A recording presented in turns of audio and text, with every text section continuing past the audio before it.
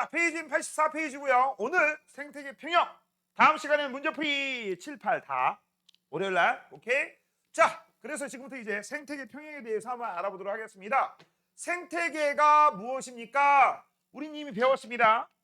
비생물적 요소인 환경과 생물적 요소들, 우리가 유기물을 생산하느냐 소비하느냐 분야하느냐에 따라서 생소, 분으로 나눴고, 얘네들이 서로 작용과 반작용, 상호작용을 하면서 그치? 공존하는 그런 것들을 우리가 생태계라고 해요. 이때 이 생태계, 오늘 배울 건 평형인데 무슨 평형이냐?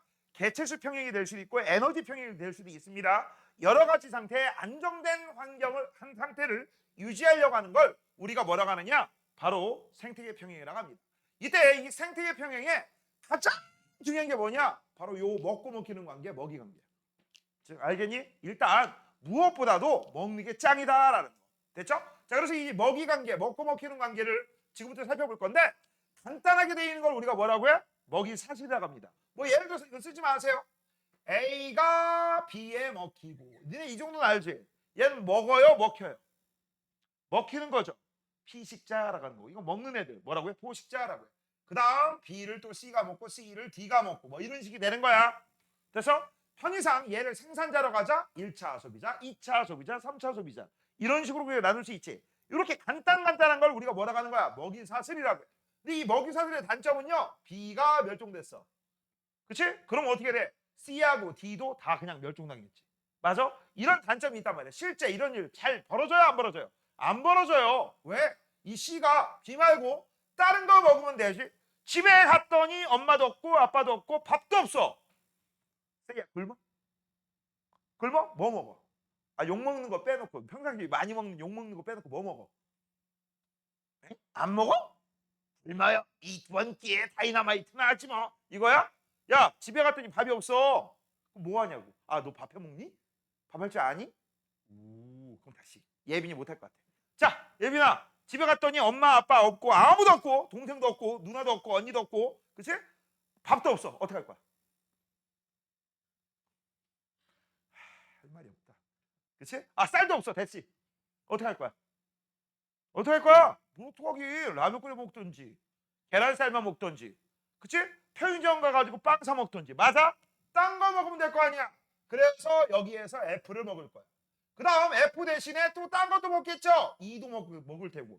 맞아? 이런 식으로 하다 보면 굉장히 복잡하겠지. 얼기설기. 그래서 마치 먹이사슬이 그물처럼 얽히고 설켰다. 이걸 우리가 먹이그물이라고 하는 거고, 이 먹이그물이 발달했다라는 얘기는 다른 말로 종다양성이 있다, 높다, 이런 식으로 얘기하시면 됩니다. 그래서 이거는 우리가 보통 뭐라고 해? 간단이라고 하는 거고, 이건 뭐라고 해? 복잡이라고 하는 거야. 됐죠? 자, 이렇게 복잡한 상태가 생태계가 안정적이다라고 합니다. 그래서 우리는 이거 알아두셔야 돼. 먹이 그물이 복잡하고 졸라게 복잡할수록 안정하다. 그치? 멸종될 위기가 있다 없다? 없다. 확률이 작다. 그래서 당연히 종다양성이 높아야 안정적으로 유지될 수 있죠. 됐죠? 자, 그 다음 이제 밑으로 내려가면 생태계에서의 에너지 이동이 있는데, 이 에너지 이동은 조금 설명을 들으셔야 됩니다. 일단 먼저 간단한 거 쓸게요. 생태계에서 이 에너지는요, 이동하는데 어떻게 이동하느냐? 이거 써야 돼. 스쳐 지나간다 라고 쓰시면 됩니다. 뭐라고? 스쳐 지나갑니다. 여기서 포인트는요, 에너지 순환은 일어나지 않아요. 뭐라고? 에너지 순환은 일어난다, 안 일어난다? 일어나지 않아. 대신에 물질 순환은 일어날 수 있어. 됐죠? 자, 그러면 이제 저 얘기를 간단하게 한번 해볼게요. 됐죠? 자, 여기 어떤 생태계가 있습니다. 뭐 동글뱅이 그려도 되고 네모를 그려도 되고, 귀찮아서 아무것도 안 그릴 거야. 자, 여기에 생산자가 있습니다. 일단 이 생산자가 핵심 포인트입니다. 왜? 얘가 광합성을 해야지만 우리가 빛 에너지를, 우리 같은 동물들이, 소비자가 빛 에너지를 직접적으로 이용할 수 있니 없니? 없지. 그치? 그래서 우리는요, 빛 에너지를 이용할 수 없기 때문에 빛 에너지를 직접적으로 우리가 사용하기 쉬운 화학 에너지꼴로 고쳐주는 바로 이 생산자가 반드시 필요해. 그래서 얘는 외부로부터 뭐를 받아? 태양 에너지를 받을 거야. 태양 에너지를 있는 대로 다 받지는 않겠죠. 그러지 마시고 설명 들으세요. 그러면 이게 광합성을 통해서 뭘 만들어? 무기물을 유기양분으로 만듭니다. 맞아요? 그러면 무기물을 유기암으로 만든 다음에 그 유기물을 분해해서 당장 필요할 때, 당장 내가 생산자 식물이야. 나도 지금 현재 광합성하고 있지만 광합성하는 중에도 살아 있어야 되죠. 그래서 살아있기 위해서는 모두 에너지가 필요합니다. 그 에너지 만드는 과정을 뭐라고 불러? 세포. 돼서 그래서 광합성하는 중에서도 세포호흡을 동시에 해버립니다. 그러면서 세포호흡 결과 열에너지를 방출해. 그리고 남은 거 가지고서 몸에 저장하든지 아니면 긴급하게 빨리빨리 써야 될 에너지를 쓰는 거야. 그 다음 몸에 저장한 거, 남는 거 저장하고 가만히 지내고 있다가 지나가던 초식동물들이 이걸 처묵처묵하면 이 몸속에 저장된 에너지가 1차 소비자한테 전달이 되겠죠. 그래서 남는 거, 쓰고 남는 거, 열로 방출하고 남는 걸 1차 소비자한테 전달할 거야. 그럼 이 1차 소비자, 일명 동물이죠? 얘도 당장 살아야 되니까 세포호흡에 따라서 열에너지 또 방출하고 남는 거 몸에 저장해서 그걸 가지고 생장하든지, 그치? 살찌든지 또 남는 걸 누가? 2차 소비자.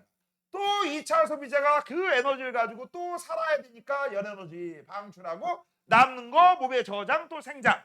그 다음에 또 이게 또 어디까지 가? 3차까지 가게. 우리는 3차까지만 하자. 그런 다음에 얘도 살아야 돼, 죽어야 돼. 살아야 되죠. 그러니까 또 얘도 뭐가 나오겠어?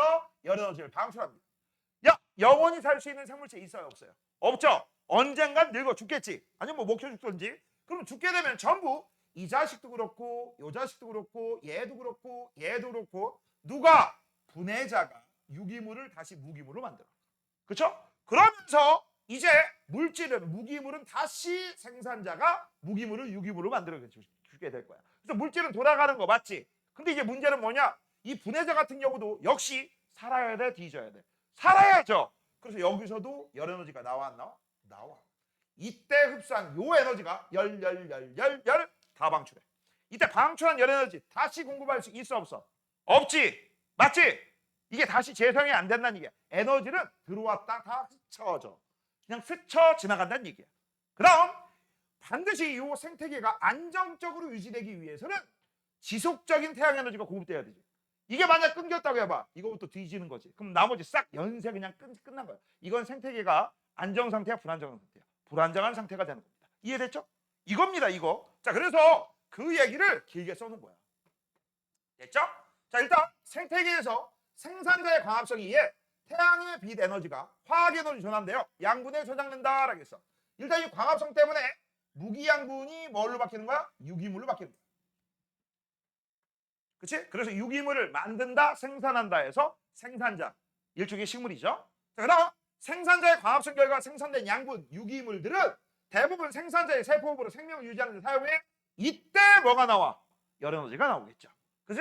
나머지는 성장에 사용되거나 낙엽으로 떨어져 소모되고 소비자의 먹이로 사용된다. 전달이 된다는 얘기야, 유기물이. 그래서 이제 양분 속의 에너지는 먹이 관계를 따라 하위에서 아래에서 위로 올라가게 되는데 아랫 단계가 생산자 1차, 2차, 3차로 구분됩니다. 됐죠? 이거 전달될 때는 쓰고 남은 걸 전달시키는 거야. 자, 그다음 사체나 배설물 속에 포함된 양분의 형태의 분해자가에게 에너지도 전달되고 여기 있는 애들 모든 애들 세포호흡합니다. 이때 조심할 거, 분해자는 유기물을 무기물로 만드는 애들이지. 그쵸? 여기에 지렁이 들어간다고 해서 안 들어간다고 했어? 안 들어가요. 지렁이는 들어가지 않습니다. 지렁이는 복잡 유기물을 단단 유기물로 만들어주는 그냥 소비자일 뿐이야. 알겠니? 자, 그래서 각 영양 단계의 생물이 가진 에너지 일부는 세포호흡을 통해 생명활동에 사용되거나 열에너지로 방출된다. 이때 이 방출되는 거, 요 방출되는 거, 요 사용되거나 방출되는 거, 이거 재사용이 가능해, 불가능해? 재사용할 수 없어요. 그래서 에너지는 스쳐 지나간다고 하는 거예요. 그럼 쓰고 남는 걸 보내기 때문에 상위 단계로 갈수록 에너지 양은 점점 줄어들지. 이건 당연한 거 아니겠어? 그러면 에너지가 조금밖에 안 들어오지. 내가 상위 영양 단계 생물이야. 에너지가 조금밖에 안 들어오기 때문에 그거 어떻게 할 거야? 아껴 써야 돼. 펑펑 써야 돼. 아껴 써야 되지. 다른 말로 얘기하면 낭비를 좀 줄여야 되지. 낭비를 줄이려면 손실 에너지를 줄이기 위해서 일부러 몸집을 키워. 그래서 하위보다 상위로 갈수록 몸집이 크죠. 승현 있잖아. 최상위. 누가 봐도 곰탱이잖아. 그죠?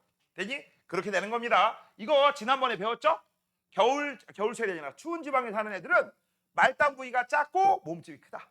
그럼 부피에 비해서 표면적이 작기 때문에 오히려 열 방출이 줄어들어. 됐어? 그래서 낭비를 줄이는 거야. 자, 그래서 이제 요 단계를 우리가 뭐라고 하느냐? 생태 피라미드라고 하고, 이 생태 피라미드는요, 그림이 여러 가지가 있어. 너네 피라미드 하니까 당연히 뭐가 생각나? 이거 삼각형 생각나지? 삼각형 꼬라지로 안 그려도 피라미드입니다. 그냥 쌓아 올린 형태를 우리가 뭐라고 하는 거야? 우리가 보통 피라미드라고 하는 거고, 요 생산자 이거를 우리가 뭐라고 해? 하위 영양 단계라고 하는 거고, 위로 올라갈수록 상위 영양 단계, 이런 식으로 잡는 거야. 이 정도는 할 줄 알죠? 그래서 개체수 피라미드, 아래가 많고 적어주고 더 적어주고 졸라 적어주고, 이게 안정적이란 얘기야. 에너지 피라미드도 역시 아래에서 위로 올라갈 때 일부만 보내고 일부 보내고 일부 보내기 때문에 점점 에너지 양은 줄어들게 된다. 그다음 생물량도 역시 개체수나 생물량이나 똑같겠죠? 됐죠? 그래서 아래가 많고 점점 줄어든다. 이렇게 생각하시면 되겠고, 여기서 이제 우리가 적어 놓으셔야 될 게 있습니다. 하위 단계에서 상위 단계로 갈수록 증가하는 게 있고 감소하는 게 있다. 자, 증가하는 건 뭐냐? 아까 얘기했죠. 몸집 증가합니다.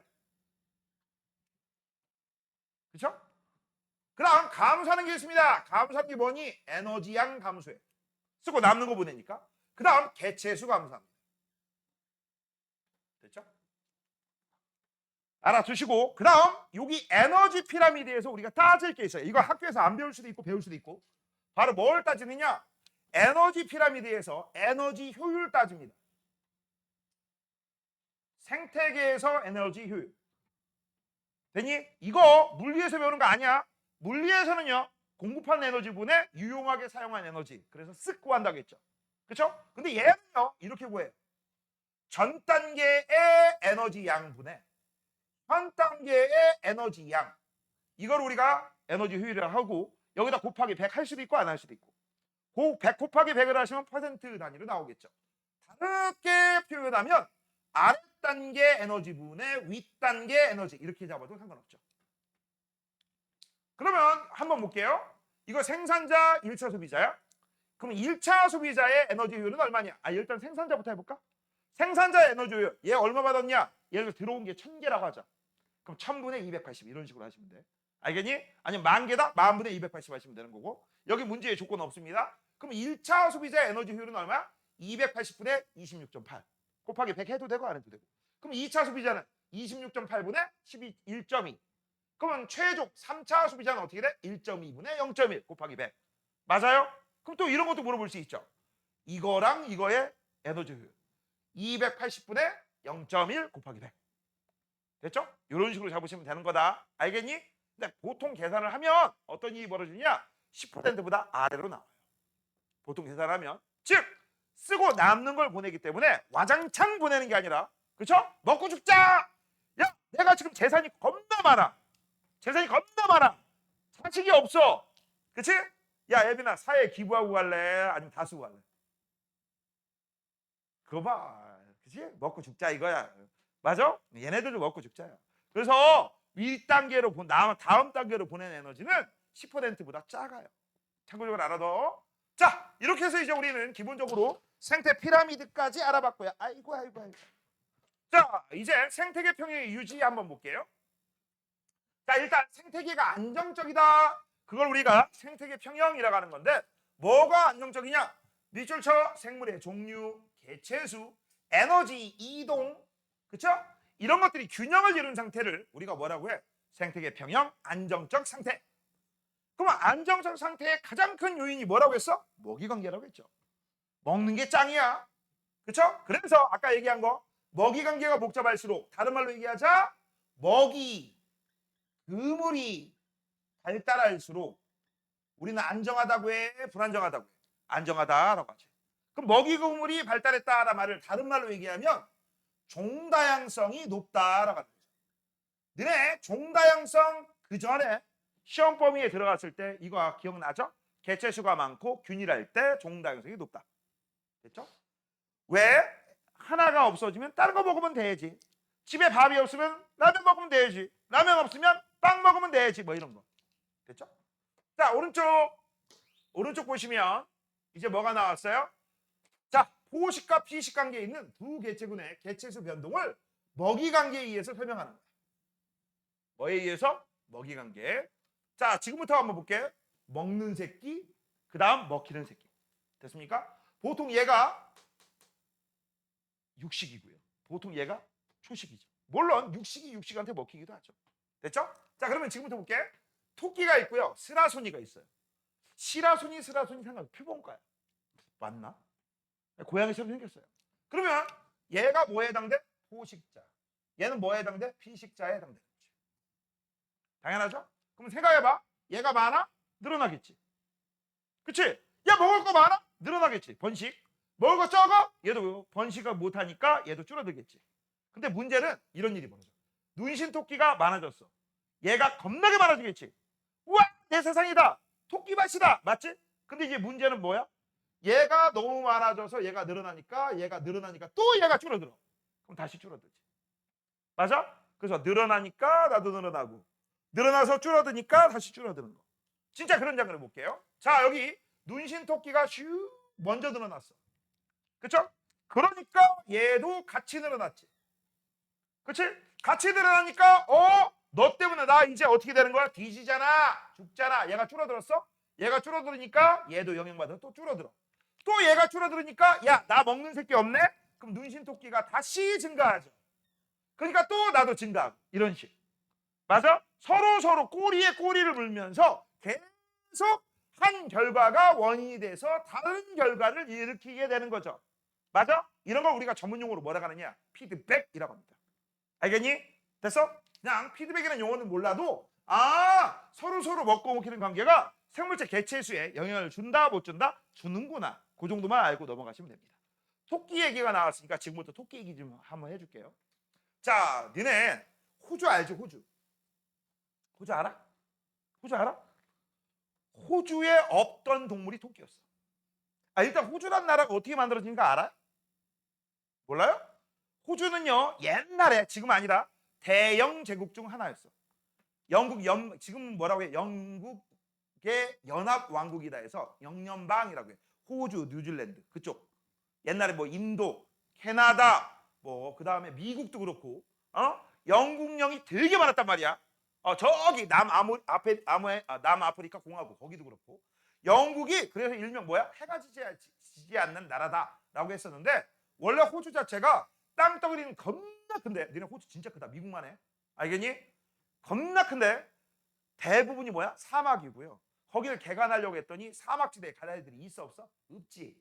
그래서 영국 애들 중에서 야, 범죄자 출신이 있을 거 아니야.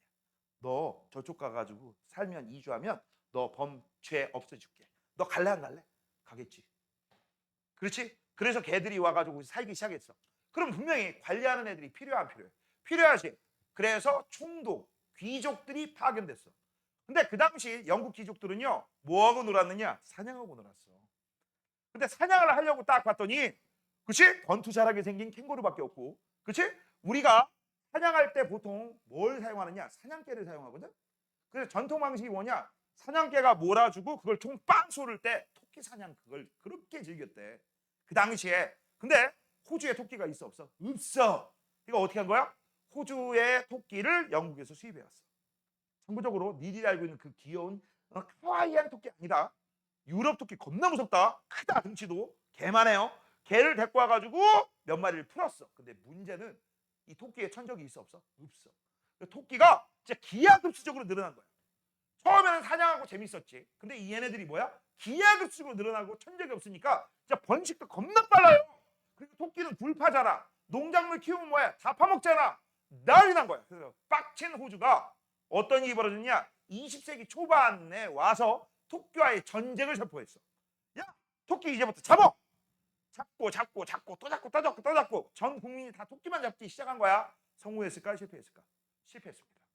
실패했어요. 야, 이거 도저히 안 되겠다. 힘들어. 이렇게 하고 있는 와중에 전쟁이 발생한 거야. 그 전쟁이 뭐야? 제2차 세계대전 때 일본군이 태평양 지역에서 일으킨 태평양 전쟁이 시작된 거야. 그때 미국이 일본군한테 진주만에 의해서 공격을 딱 받은 다음에 개빡쳐가지고 필리핀, 인도네시아 그쪽에 일본군 무찌르기 위해서 전진 기지를 잡은 쪽이 어디냐? 호주야. 그래서 연합군 애들, 미군 애들이 호주 쪽으로 막 왔는데 사람이 너무 많으니까 먹을 게 부족하잖아. 그치? 그럼 옷 같은 거 만들어야 되는데 그러려면 옷감들이 부족하잖아. 호주는 슬기롭게 이걸 대체했습니다. 어떻게? 토끼다! 토끼 잡아가지고 토끼 고기는 통조림. 토끼 가죽은 다 옷. 군화 가죽 같은 거. 돼서 그래서 토끼 수가 기하급식으로 줄었어. 진짜. 그런데 또 문제는 뭐야? 전쟁은 언젠가 끝나기 마련이죠. 전쟁 끝났잖아. 또 토끼가 늘어나기 시작한 거야. 지금도 토끼가 골치 아프대요. 호주 장난 아니에요. 그죠? 자, 그래서 토끼 얘기는 여기까지. 자, 이제 밑으로 내려가면 생태계 평행의 회복이라고 되어 있습니다. 요거 시험 문제 아주 잘 나옵니다. 별표하시고. 이거 외우는 거 아니에요. 이건 따지는 거야. 별표 3개 해주세요. 이거 아주 중요합니다. 생태계 평행의 회복. 이게 뭘까요? 원상태로 되돌아오는 걸 우리가 뭐라고 한다? 회복이라고. 일단 회복은요. 증가하면 감소하는 거고 감소하면 다시 증가하는 거예요. 그래서 처음 상태 유지하는 걸 우리가 뭐라고 해? 이걸 생태계 회복이라고 해.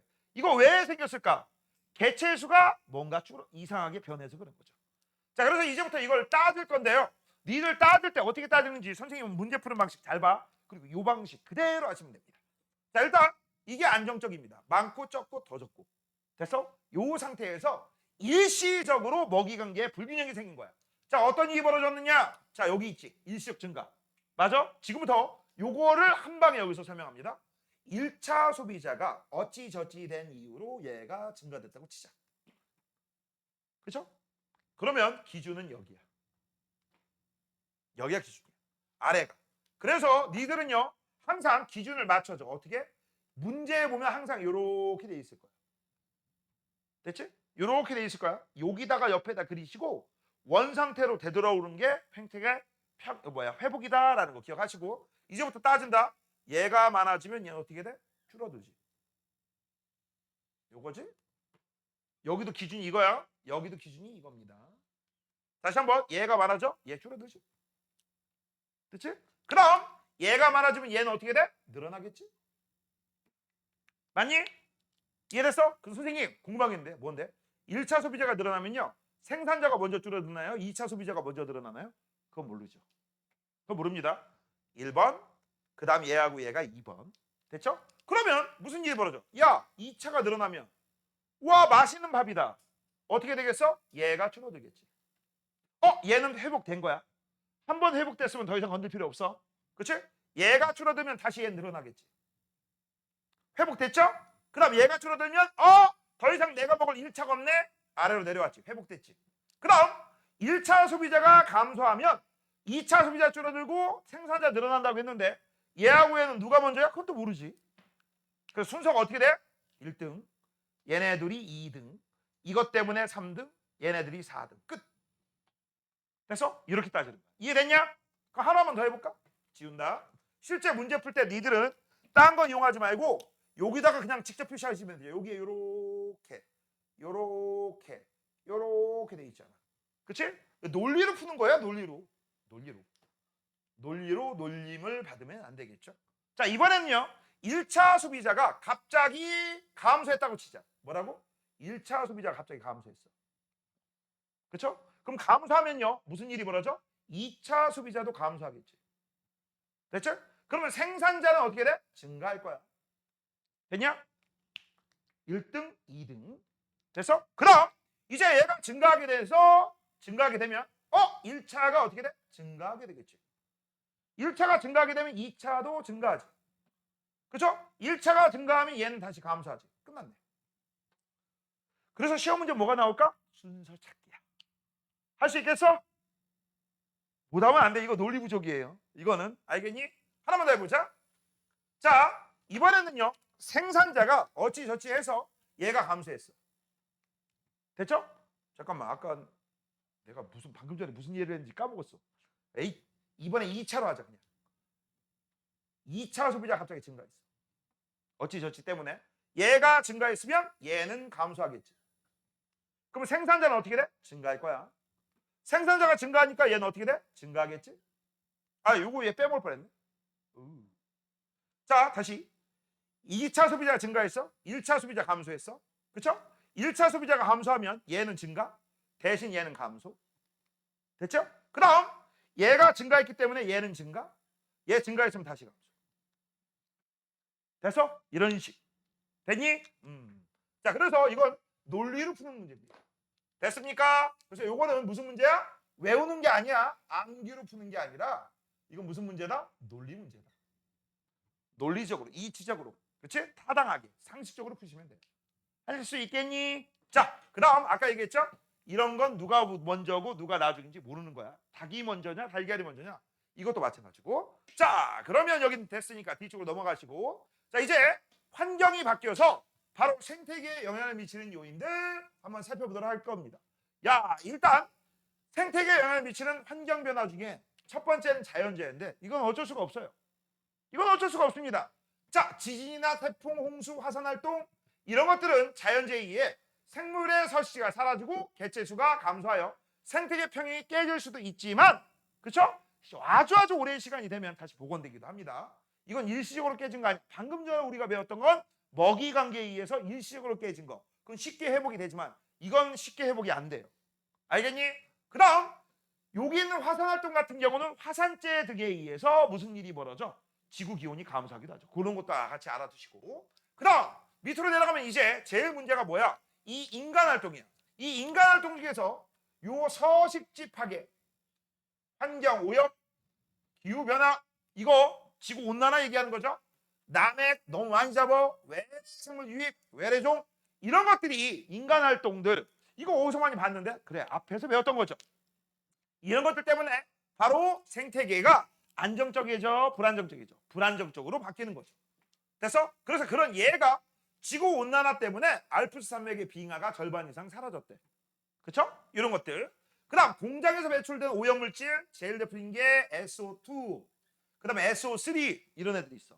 이건 이산화황이라고 하는 거고, SO3 같은 건 아황산이라고 합니다. 걔들이 하늘 위로 올라가면 구름 위에 있는 물방울하고 만나서 산성비가 내립니다. 산성비가 내리면 토양과 호수, 그치? 이런 애들이 산성화가 되고, 그러면 식물체가 제대로 못 자랍니다. 됐지? 참고적으로 알아두시고, 외래생물, 외래종, 너네 기억나지? 외래종의 정의가 뭐야?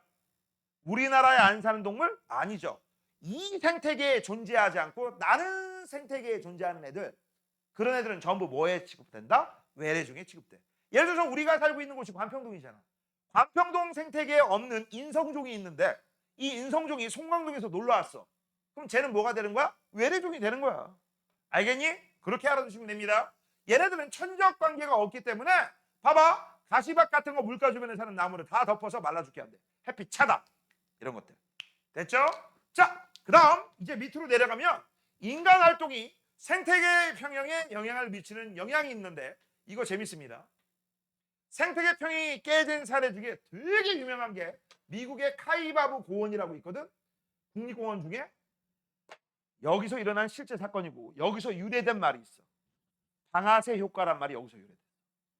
방아쇠 효과, 일명 트리거 이펙트. 이게 어떻게 나오는지 한번 알려줄게. 자, 일단 미국 카이바브 고원에 20세기 초에 뭐가 있어? 초원이 있었대. 그 다음 거기에 뭐가 있어? 사슴이 있었던 거야. 그 다음 또 뭐가 있었어? 늑대도 있었던 거야. 근데 어느 날 공원 관리자가 딱 봤더니 내가 좋아하는 귀여운 카와이한 사슴을 험악한 늑대가 어흥은 호랑이죠. 그치? 아우 하면서 잡아먹더래. 내 이런 늑대들, 귀여운 카와이한 사슴을 잡아먹다니. 그래서 어떻게 했어? 늑대를 안 되겠다, 다 죽여버려야지. 그래서 사냥꾼들을 쫙 풀어가지고 늑대 다 잡아버렸어. 그래서 그러면 평화로운 생태계가 유지될 줄 알았는데 오히려 사슴이 대량 멸종되더래. 이게 어떻게 된 거냐라는 거야. 자, 지금부터 그 이유 한번 보자. 내가 잘못 쏜 방아쇠 때문에, 그치? 뒤에서 어마무시한 일이 벌어졌다. 그치? 그걸 우리가 방아쇠 효과라고 하는 거야. 그 말이 여기서 유래된 거야. 자, 일단 봐봐라. 일단 식물체가 있었고 사슴이 있었어. 그 다음 어느 정도 적당한 양의 늑대가 있었는데 늑대 수가 감소했지. 왜? 사냥 때문에, 인간 개입 때문에. 그러면 이제 이런 일이 벌어질 거야. 늑대 수가 감소하기 때문에 바로 사슴 수는, 개체 수가 엄청나게 늘어나지. 사슴의 개체 수가 엄청나게 늘어나면 초원에 있는 풀이 남아나겠냐 모자르겠냐? 모자르겠죠. 그러니까 사슴이 대량 멸종되는 거야. 알겠니? 야, 사람들이 이제 나중에 그걸 깨달은 거죠. 이거 어떡하지? 어떡하지? 어떡하긴 그냥 해결이 안 돼. 그래서 이 생태계 평형이 깨진 요 카이바브 고원에 외부에서 늑대를 수입해서 풀어버렸어. 그랬더니 그 늑대수가 뭐를 사슴을 잡아먹기 시작한 거야. 개체수 조절을 한 거야. 니네 일반적인 육식동물들은요 배고플 때만 사냥을 합니다. 사자도 배고플 때만 사냥을 해요. 아닌 새끼 딱 한 마리 있다고 내가 얘기해 줬지. 얘기 안 해줬어? 예빈아, 누가 심심할 때 사냥을 하지? 얘기했네. 호랑이는요 심심해서 죽여요. 진짜 사자는 배고플 때만 사냥을 해요. 오케이? 그래서 여기는 호랑이 없으니까 다행이야. 맞아? 그래서 늑대들이 사슴의 개체수를 조절하기 시작한 거야. 사슴의 개체수가 쭉 줄어드니까 다시 초원이 살아나서 이제 어떻게 되는 거야? 생태계가 다시 안정적으로 된 거죠. 그래서 함부로 방아쇠에 당기지 마라. 트리거 이펙트 방아쇠 효과가 여기서 나온 말이에요. 그래서 잘 봐. 늑대가 감소하니까 생물 중에 사슴의 개체수가 늘어나. 그러니까 생물 굶질이 오히려 줄어들어. 줄어드니까 먹을 게 부족하니까 사슴이 대량 멸종됐잖아. 그렇죠? 그래서 순서가 이렇게 됩니다. 얘가 1등. 이것 때문에 얘가 2등. 됐죠? 초록색. 그래서 얘가 3등. 마지막 얘가 4등. 이렇게 된 거야. 순서 알겠어? 그래서 야, 늑대 괜히 잡았다. 만약 늑대를 안 잡았어 봐. 잡기 전에 봐봐. 다 안정적이지. 일정하게. 됐죠? 이렇게 되는 겁니다. 자, 그 다음 생태계 평형이 회복된 사례라고 되어 있습니다. 자, 1차 소비재 개체수가 급증했어. 맞아? 그러니까 어떻게 됐습니까? 이렇게 된 거죠. 이렇게. 자, 어떤 여기에 1차, 여기에 2차. 그렇죠? 1차고 2차만 하자. 귀찮다. 1차고 2차만 합시다. 여기 1차, 2차야. 자, 여기 1차 소비자가 너무 많았네. 여기 있는 애가 너무 많아진 거야. 그럼 여기는 분명히 어떻게 돼? 생산자가 확 감소하겠지. 그러다 보면 이러다 다 죽어. 맞아? 그래서 이것 때문에 어쩔 수 없이 얘를 외부에서 공수. 그럼 얘가 갑자기 늘어나겠지. 그렇죠? 늘어나니까 얘가 줄어들게 되는 거고, 얘가 줄어드니까 얘도 줄어들게 되는 거고, 얘도 안정적이 되겠지. 됐습니까? 이런 얘기입니다. 쓸 거 없죠? 설명만 들으시고 그렇구나. 자, 이제 마지막입니다. 생태계 평형 유지를 위한 노력인데요. 개인적 노력이 있고요.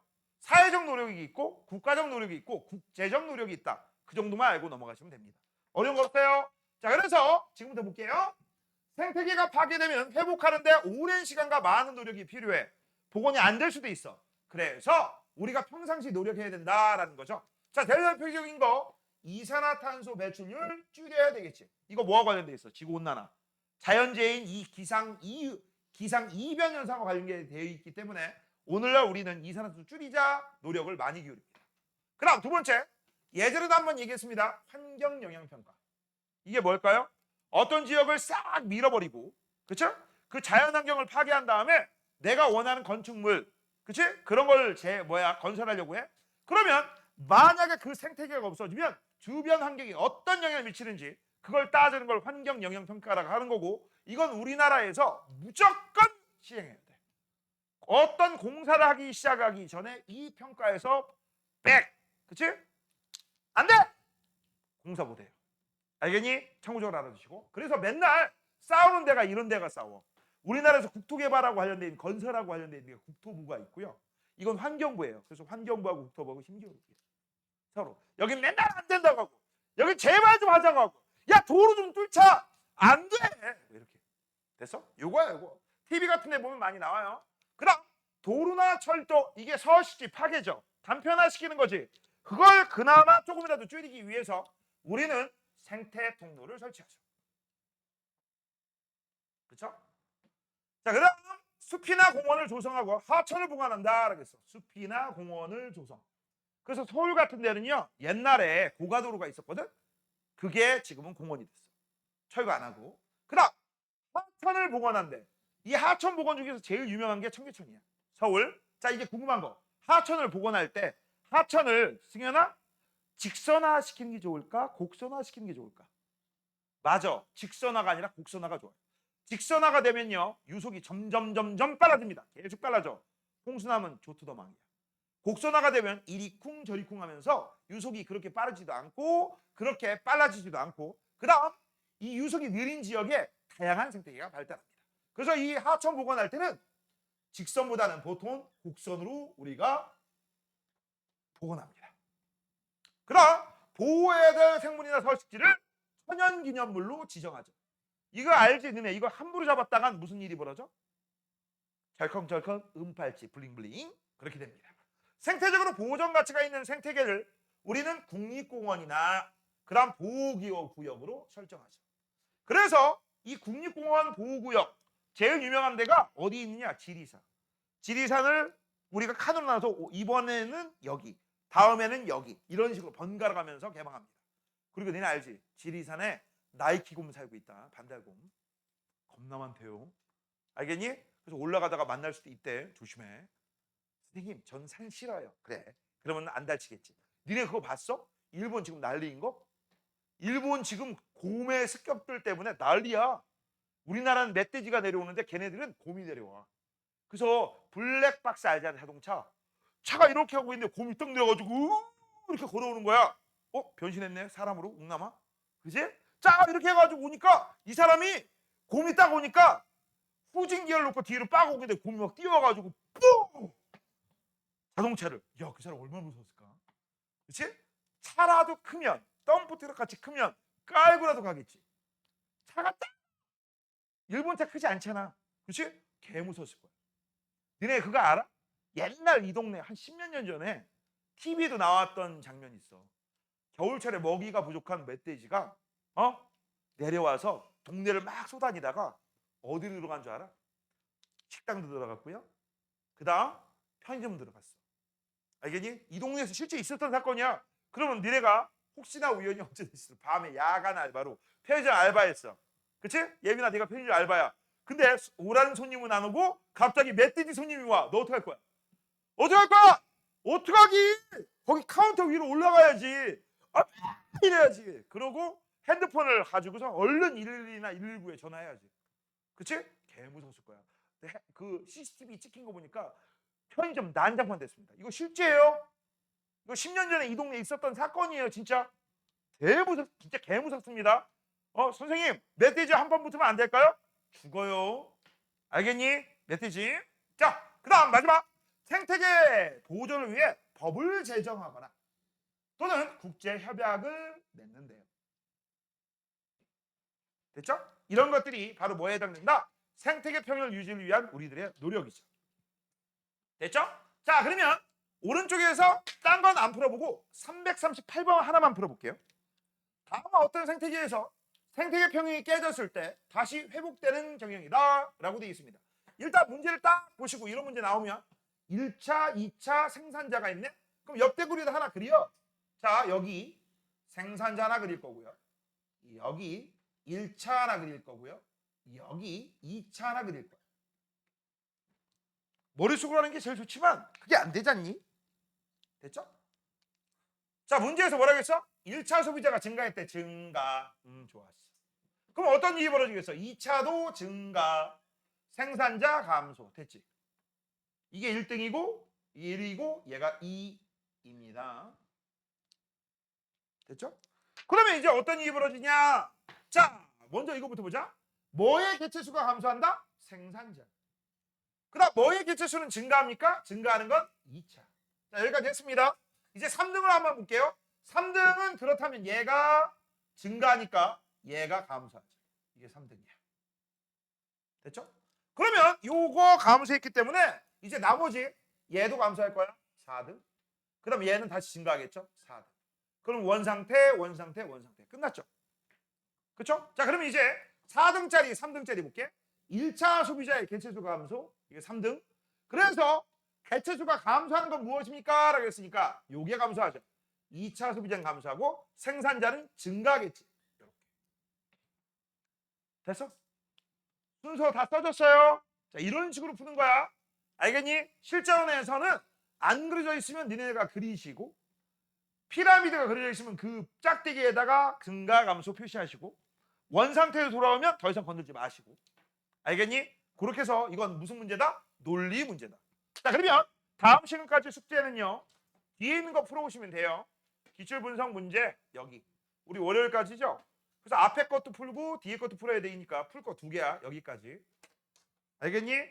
그래서 91페이지까지 풀어오시면 됩니다. 오늘 여기까지입니다. 수고했어요.